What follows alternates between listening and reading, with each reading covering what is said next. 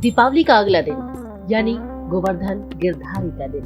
लेकिन इस साल गोवर्धन पूजा और भाई दूज एक ही दिन पड़ रहा है। जी हाँ, आपने सही सुना, दोनों त्योहार एक ही दिन पड़ रहे हैं। तो फिर दोनों ही पूजा एक ही दिन किस मुहूर्त में करनी है?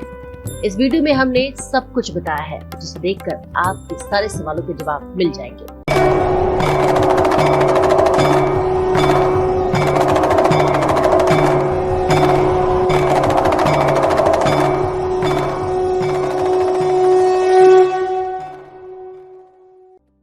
बोलिए गोवर्धन महाराज की जय।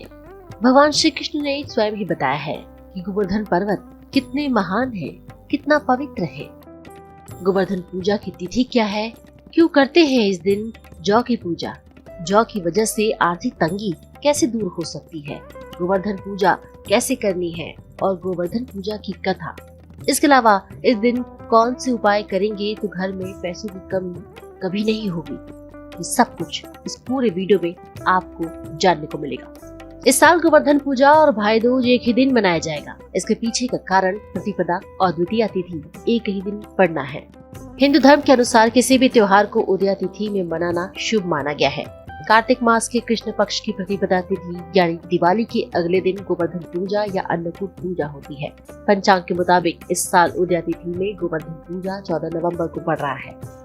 ज्योतिषाचार्यों के अनुसार 14 नवंबर को उदया तिथि में गोवर्धन पूजा का पर्व मनाया जाएगा और इस दिन ही द्वितीया तिथि दोपहर बाद प्रारंभ होगी। भाई दूज का पर्व भी उदया तिथि में ही मनाया जाएगा। इस वजह से इस साल गोवर्धन पूजा और भाई दूज एक ही दिन पड़ रहे हैं। भाई दूज का वीडियो आप वीडियो के ऊपर दिए गए आई बटन पर क्लिक करके या फिर डिस्क्रिप्शन में जाकर लिंक पर क्लिक करके देख सकते हैं। तो अब बात कर लेते हैं गोवर्धन पूजा का सही समय क्या है। हिंदू पंचांग के अनुसार कार्तिक मास के शुक्ल पक्ष की प्रतिपदा तिथि 13 नवंबर को दोपहर 2:56 से प्रारंभ होगी और 14 नवंबर को दोपहर 2:36 पर समाप्त होगी। उदया तिथि मान्य होने के कारण गोवर्धन पूजा 14 नवंबर को होगी। गोवर्धन पूजा प्रातः काल मुहूर्त सुबह 6:43 से लेकर 8:52 तक है। अब आइए जान लेते हैं कि पूजा कैसे करनी है। गोवर्धन पर्वत की प्रतिमा को गोबर से बनाते हैं और फिर उस प्रतिमा की पूजा करते हैं। इसके बाद दीपक जलाते हैं। पूजा में भगवान श्री कृष्ण की भक्ति करते हैं। सबसे पहले ब्रह्म मुहूर्त में उठ जाएं और पवित्र स्नान कर लें, मंदिर की साफ सफाई कर लें, अपने घर के मंदिर में दिया जलाएं, सात्विक भोजन बनाएं और पूजा के लिए अठावरी यानी कि देसी घी में बनी 8 मीठी पूरियां और सादी पूरियां भी चढ़ाएं। गोवर्धन पूजा घर के बाहर ही करनी चाहिए, इसलिए घर के बाहर पहले जमीन को अच्छे से साफ करके उस पर आटे से चौक बना ले। गाय के गोबर से गोवर्धन बनाएं और उनके चारों ओर दीपक सजाएं। आप 10, 11, 21, 51 दीपक जला सकते हैं। उन पर नए चावल के बने खील, जिसे कुछ लोग मुरमुरे भी कहते हैं, उनकी वर्षा करनी चाहिए। साथ में दूध के बर्तन या फिर दूध की हांडी और मथानी भी पूजा के स्थान पर रखनी चाहिए, क्योंकि घर में अन्न अनाज सब कुछ गोवर्धन महाराज की कृपा से ही आते हैं और इसलिए आप अपनी श्रद्धा के मुताबिक गोवर्धन महाराज के चरणों में जो भी अर्पित करेंगे सब कुछ अच्छा ही होगा।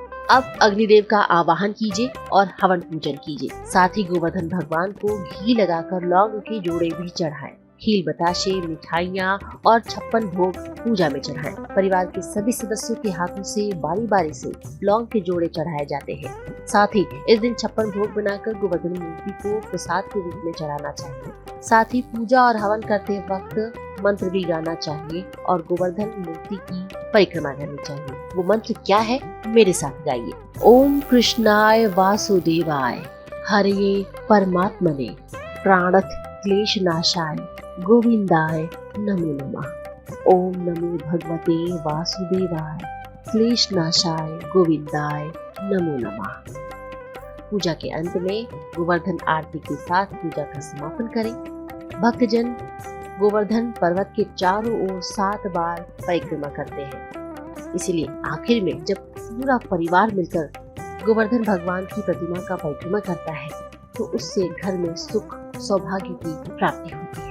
ये पर्व गोवर्धन लीला के याद में मनाया जाता है, जिसमें भगवान श्री कृष्ण ने अपने भक्तों को गोवर्धन पर्वत के नीचे बचाया था। इस दिन आप गोबर को जलाएं जरूर, जिसका धुआं घर में सकारात्मकता लाती है। धुआं के दौरान मंत्रों का जाप किया जाता है जो आपके घर को शुद्ध करता है। गोवर्धन पूजा का मुख्य उद्देश्य भगवान श्री कृष्ण की भक्ति करना है। अब आइए आपको गोवर्धन पूजा की कथा सुनाते हैं। धार्मिक पौराणिक कथाओं के अनुसार इंद्रदेव ने गोवर्धन पर्वत के बारिश के माध्यम से ब्रज भूमि को प्रमाणित करने का प्रयास किया था और इस पर्वत के नीचे बसे लोगों को बचाने के लिए भगवान श्री कृष्ण ने गोवर्धन पर्वत को अपनी छोटी उंगली पर उठाया था। इसके बाद भगवान श्री कृष्ण ने गोवर्धन पर्वत को उंगली पर स्थिर रखा और ब्रजवासियों को इसके नीचे शरण दी। गोवर्धन पर्वत को भगवान श्री कृष्ण ने अपनी छोटी उंगली पर 7 दिनों तक उठाए रखा। इस घटना को गोवर्धन पर्वत के उठान की कथा के रूप में भी जाना जाता है। इस कथा के अनुसार भगवान श्री कृष्ण ने गोवर्धन पर्वत को अपनी उंगली पर उठाया ताकि वो अपने भक्तों को इंद्रदेव के प्रकोप से बचा पाए। इंद्रदेव के प्रकोप को शांत करने के लिए भगवान श्री कृष्ण ने गोवर्धन पर्वत को उठाने का आयोजन किया था, जिससे इंद्रदेव अपनी गलती का आभास करके माफी मांगे। इस वीडियो में गोवर्धन पूजा से जुड़ी जरूरी जानकारियाँ आपको कैसी लगी कमेंट करके हमें बताइए और कमेंट में जय गोवर्धन महाराज जरूर लिखें। भगवान गोवर्धन आपके जीवन में सुख समृद्धि बनाए रखे, यही हमारी कामना है। बोलो भगवान गोवर्धन की जय।